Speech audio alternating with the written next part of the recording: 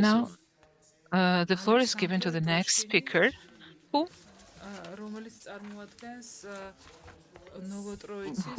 whose name is Alexander Trushin, who is representing Novotroitsk Orthodox Church in Ural Mountains. One of the very interesting topic I want to draw your attention to is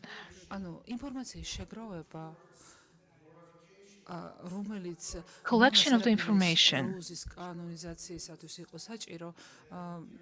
for canonization of the Seraphim rose had been initiated long ago, many years ago, and with the assistance of those people whom he didn't know at all, and who didn't know Father Seraphim personally, and we will be able to present some pieces of information, and the title of the presentation actually now the floor is given to Father Alexandre.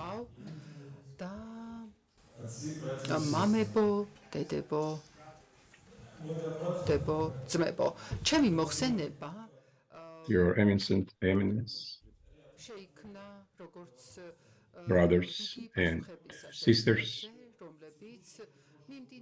I would like to make a report about certain conclusions and generalizations concerning the global spiritual, moral, and church historical significance of the personality of here monk Seraphim.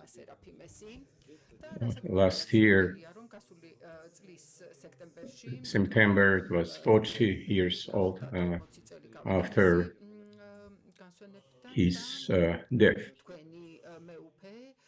And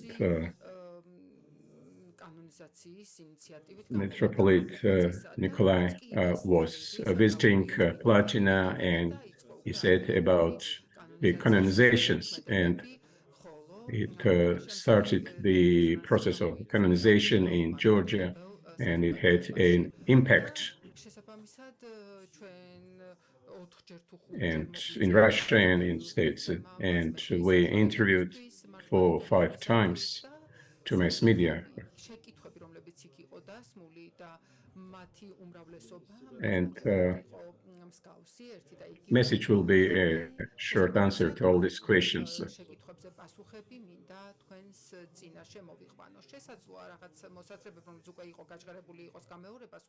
On global veneration. The acts of spiritual life and enlightening activities of here monk Seraphim, who initially gained recognition during his earthly journey and later became increasingly well known and deeply understood following his passing, have found expression in the acknowledgement and growing global reverence of him as a righteous individual from the latter half of the 20th century to the present day. The extensive efforts of various individuals over the past 4 decades in different countries to study the written legacy of Father Seraphim, his thought patterns, and the dissemination of information about those who personally knew him, along with the search for new testimonies of his feats and sanctity, have culminated in the recent local canonization within the Akhalkalaki Diocese of the Georgian Orthodox Church. Taking advantage of the opportunity presented by the conference, allow me to offer some reflections, summaries, and conclusions regarding the spiritual and historical importance of Father Seraphim's personality. This is based on our involvement by God's grace in the investigation and development of church scientific materials that should ultimately lead to the global glorification of here monk Seraphim Platinum. About holiness. According to the teachings and practices of Eastern Orthodox Church, the holiness of an individual constitutes a novel divine human reality of their existence, emerging and attainable within the ecclesiastical context through the restoration of divine communion based on personal Christian. Holiness, as understood in the context, is primarily established from the human perspective through one's love for God. On the divine side, it is endowed through the gift of divine grace present, initially conferred through the sacraments of baptism and chrismation. Divine grace, when nurtured through the struggle of Christian life, transforms into a secondary active force within the Christian. It begins to manifest itself firstly through distinct new characteristics of the individual, Christian virtues, reinforcing, sanctifying, elevating, and when necessary, surpassing their capacity for miraculous acts. In the teachings of the Church, a holy person becomes, in a sense, a dual-natured being by assimilating divine grace as a second energy of manifestation within their creative hypostasis in the image of God.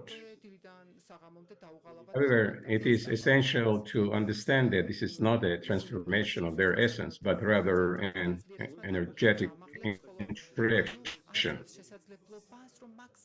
The interaction is not illusory, but actually real, because energies inherently possesses the capacity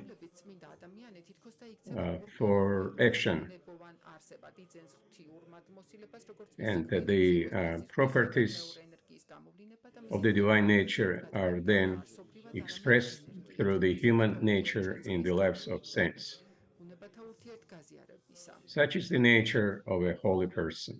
About the saints, the holiness of the saints, with all its beauty and significance for them personally, is also necessary for those of us who are still here in the earthly arena amidst life's tumultuous scene. Firstly, the manifestation of saint is a new and resounding testimony to the ongoing true existence. The Church is a fertile garden, and it is inherent in her nature to give birth to saints. This means that it continues to exist in God, who is the same yesterday, today, and forever. Secondly, the emergence of a new saint is important for us, not only from a purely intellectual perspective or as evidence of something, but also from a spiritual and practical standpoint. It signifies the appearance of a new intercessor and advocate before God on our behalf. It's another door that has opened for us in the kingdom of heaven. It's a new grace of divine love, reaching us through his saving providence. Grace, of course, is one with God, belonging to the persons of the Holy Trinity. But through the lives of his new saints in their character and strengths, it manifests itself through Father Seraphim and others. This grace now shines forth in the world and blends with the grace and mercy. About testimonies.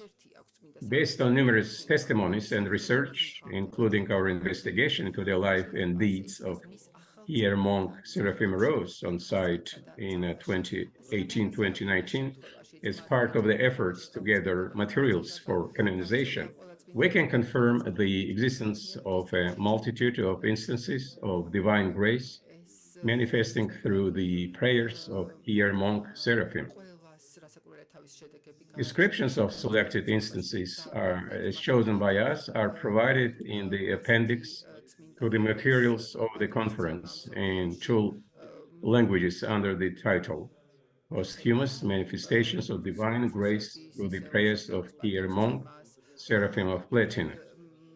It will be available in the conference materials and also on the website.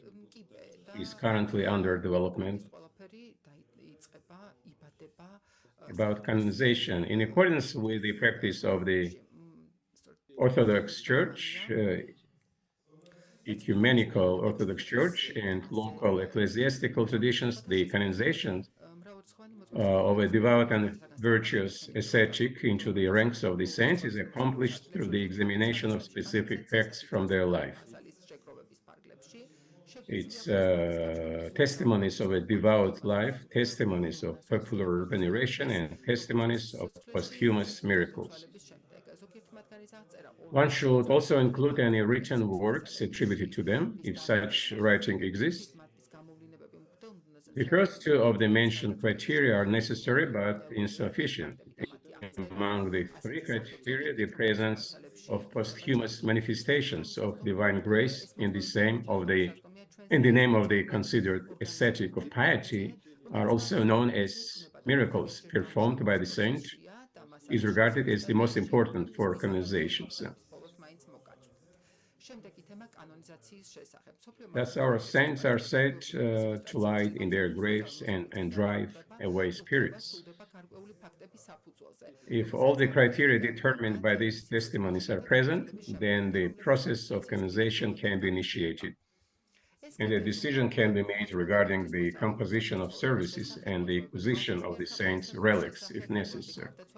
About the canonization in Akhalkalaki. Regarding the canonization process in Akhalkalaki, it appears that there was no formal church administrative process in place. There were no special commissions, documents, or statistics associated with it. However, when considering the local veneration of the universally recognized righteous figure, it is worth reflecting on the perspective of Saint Athanaeus of Paris, a Greek ascetic and teacher from the late 18th to early 19th century. He addressed a similar question. You wrote to me that recently, on the day of the commemoration of Saint John the Theologian, you and your friends had a conversation about the new martyrs. Some of them, less knowledgeable, but also scholars, asserted that saints and martyrs cannot be venerated. You seemed to want to object, but you hesitated, fearing that their words might be justified. Where these scholars read this, and where in the Church of God it is heard that all the martyrs await early judgment of their martyrdom, who sealed their end with the confession of the holy faith. On the other hand, indeed, the entire process of external verification and approvals is important and necessary for the correct church practical handling. All testimonies are valuable and needed, but they serve as evidence for people. No one denies this, and it is not overlooked because these testimonies are inherent in the very nature of things for us who live in time and possess free will to establish the acts of personal veneration. However, in the local character of veneration, as it is now established in the Akhalkalaki Diocese, there is a deliberate limitation. It's not universal.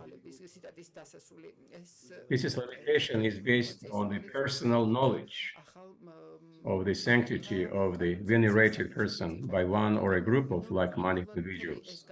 Therefore, it's not extended to everyone. It is referred to as local veneration. In other words, it's veneration not by everyone, but only some, unquestionably those who have knowledge of it. Such knowledge and veneration of Father Seraphim existed immediately and still exists among his immediate spiritual children. It is worth noting that Bishop Nectari Konstevich, who comforted a nun closely acquainted with Father Seraphim at the time of his passing, mentioned that he was now praying not for Father Seraphim, but to him. However, when such knowledge of sanctity exists, even it is known only to some individuals. If it is true and unbiased, then the failure to venerate the saint can be seen as a form of untruth and impiety. To illustrate the point, we can recall the case of Saint Simeon, the new theologian, a great pillar of the church in the 11th century. He was disciple and obedient of Saint Simeon and Pius, and immediately after his repose, he venerated him as a saint along with his entire monastery. The veneration was based on personal and unquestionable knowledge of the gracefulness of the mentor, Saint Simeon the Pious. As it is known, Saint Simeon, the new theologian himself, was an extraordinary and open expression of the experience of life, and was a disciple of his elder, from whom he inherited and multiplied these great gifts. Therefore, for Saint Simeon, the knowledge of the sanctity of his mentor and all that corresponded to it was true. However, he was criticized multiple times for such a quite evident and noisy veneration of his spiritual father. In the case of Father Seraphim, Bishop Nicholas knows, the one speaking before, he also knows that he even possesses a notebook containing testimonies of people who have personally witnessed the sanctity in the places where it manifested. Furthermore, miracles testify to this, and witnesses are called upon for this purpose. The most recent of this is the effect of the new mirror streaming icon of Father Seraphim.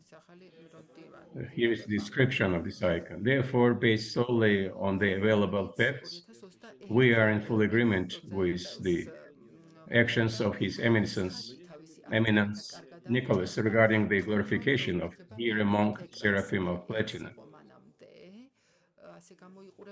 However, if we acknowledge this action is true, then it becomes the first testimony of the radiance of a new grace, a new saint on earth, and our intercessor before the throne of God. Furthermore, it is the first initiative and a loud call for the universal recognition of sanctity at the local level. Therefore, this event is significant and joyous. Summary and conclusion.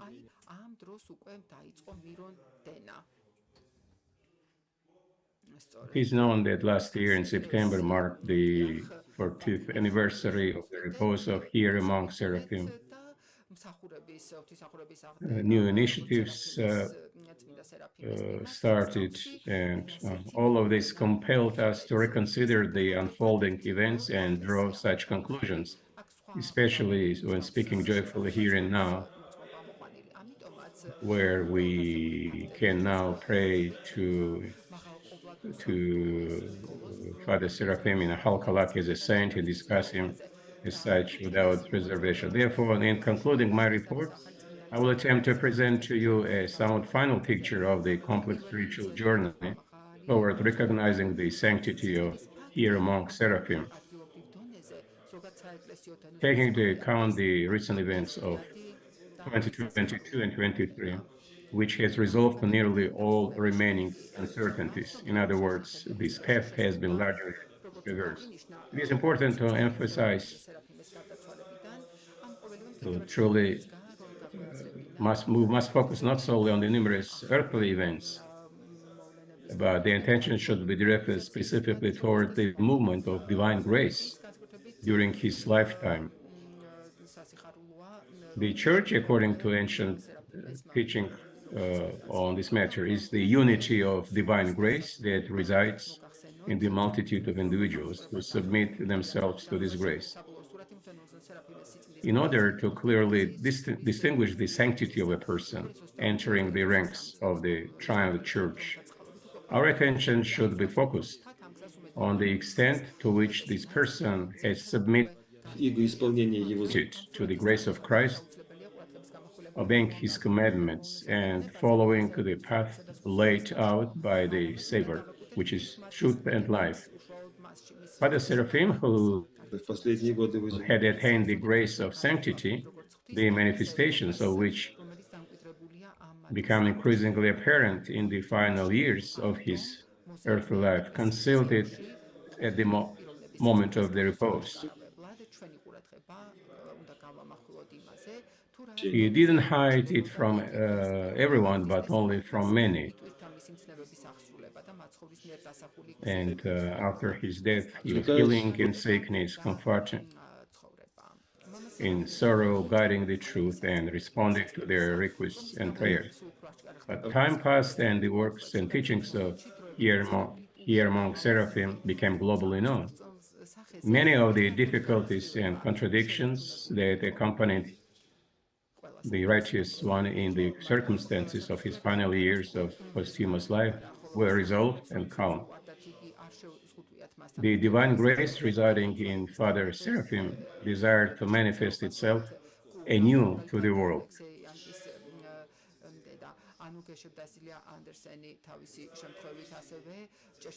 Initially, it encountered only the hard rock on its path.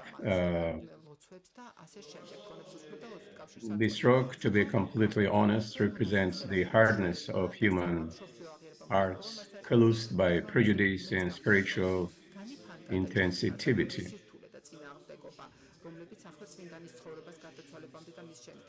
Therefore, the divine grace dwelling in Father Seraphim began to call those capable of hearing it. People started talking about it, contributing what they could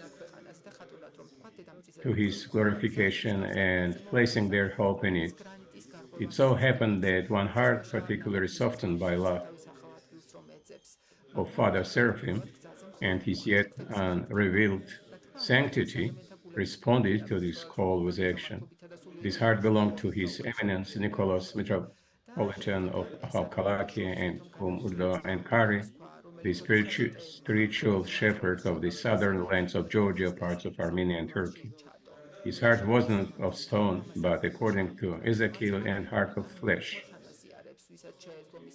a delicate membrane of biblical firmament separating the true spiritual reality of Father Seraphim's higher existence from our visible world.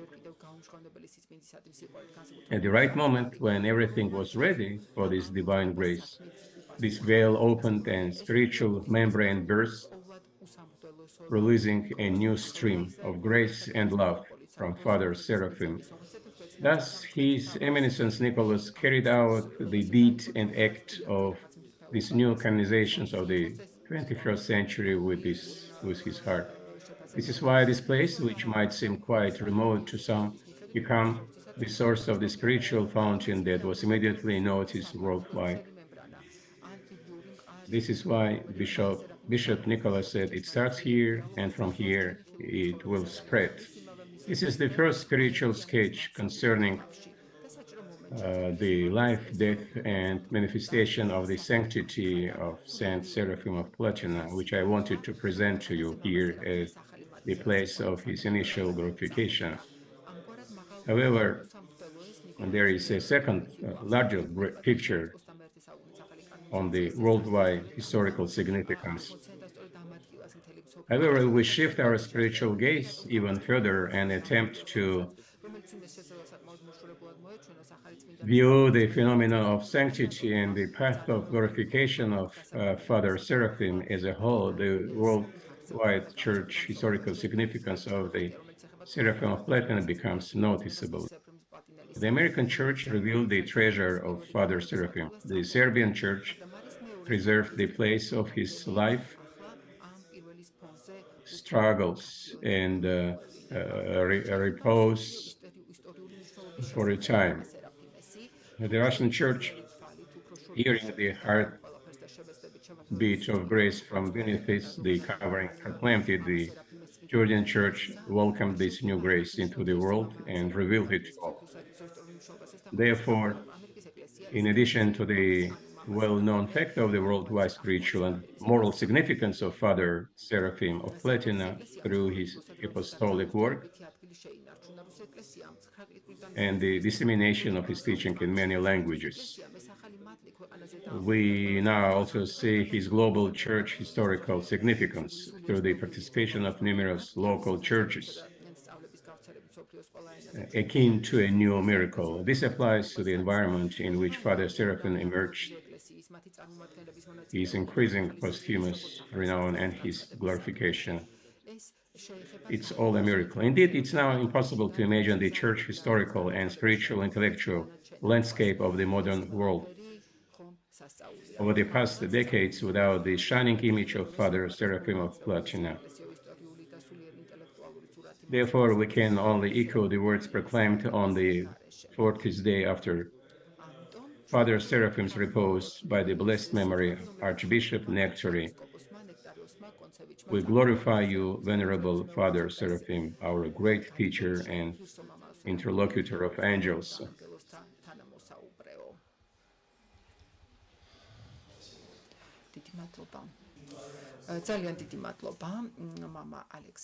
Thank you so much to Father Alexander. Do we have any questions to Father Alexander?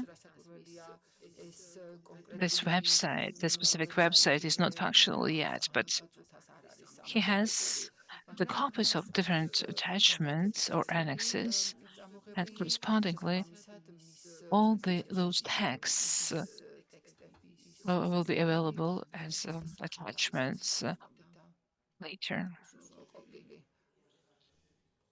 I would like just to ask and advise.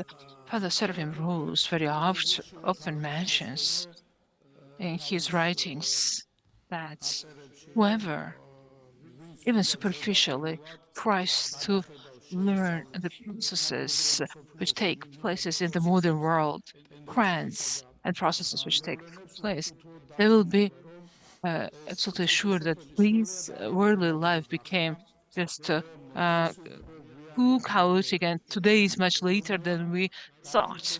And one of the oldest prophecy is being implemented, that times will come when majority part of the humanity will actually will leave the godly paths and become insane. And whoever will stay on that path, they will point at them, and they will be pointed at and told that you are crazy.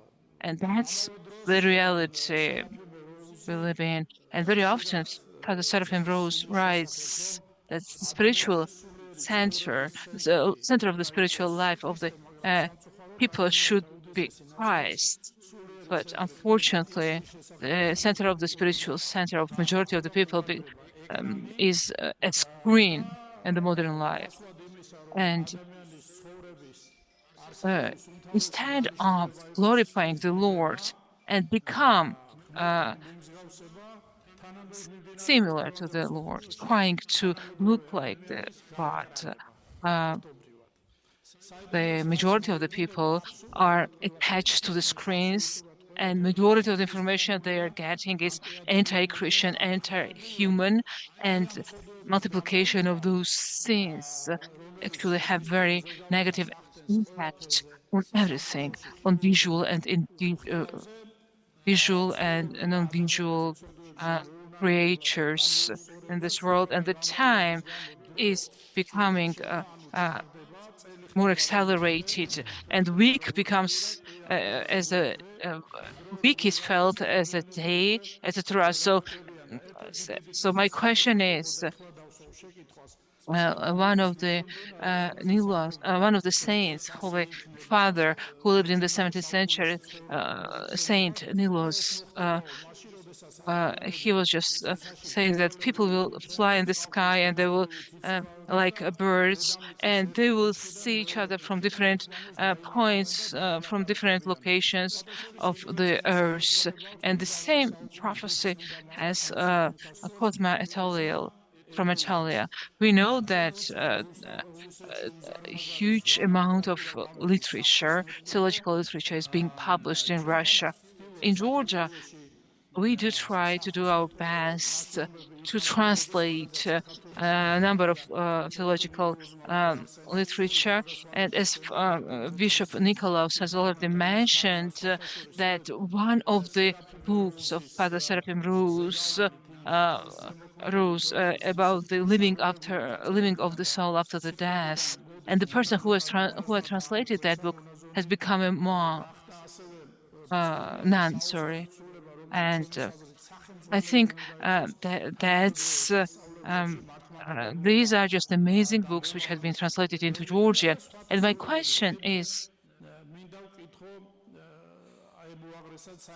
to the author of a very interesting presentation, to Father, would you please just advise us, are there any works of Father Seraphim Rose? By the way, dedicated to the relationship of the modern person to time. If there are any works, we would love to translate that book into Georgian or that article into Georgian, and it would have been available to the modern Georgian readers.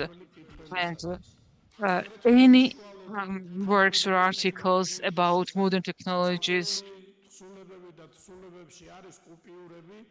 any separate work, if you can just indicate to those works, we will be very appreciative. Thank you.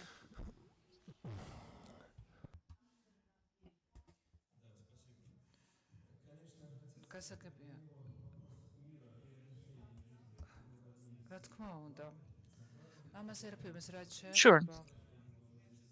As to Father Seraphim, his opinion, his thoughts about the modern world, about the trends, modern trends, was the key topic of my presentation. When we are talking about Father Seraphim and his works, take into consideration the significance of his works for modern Christians. It's really very topical.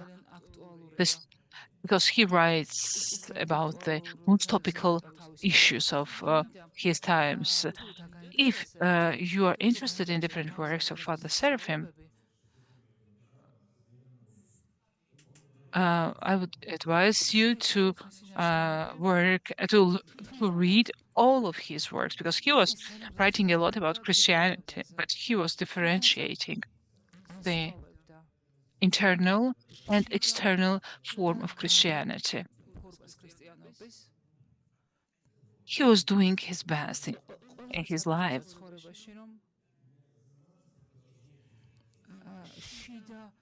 to pay more attention to internal Christian life rather than external form of Christianity. And he has dedicated a lot of articles and works on this specific attack. He tried to emphasize on Christian values.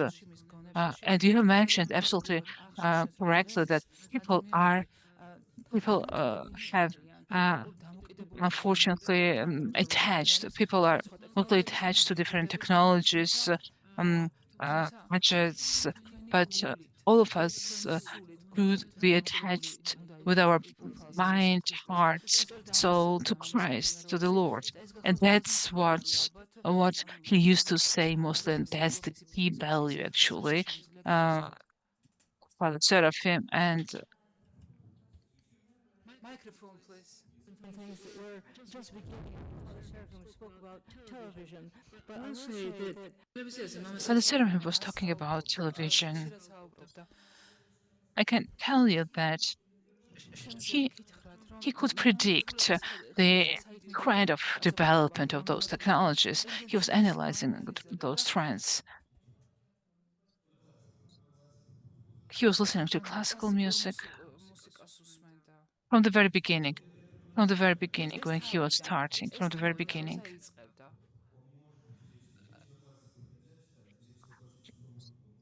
You cannot listen to classical music, or you cannot read the literature.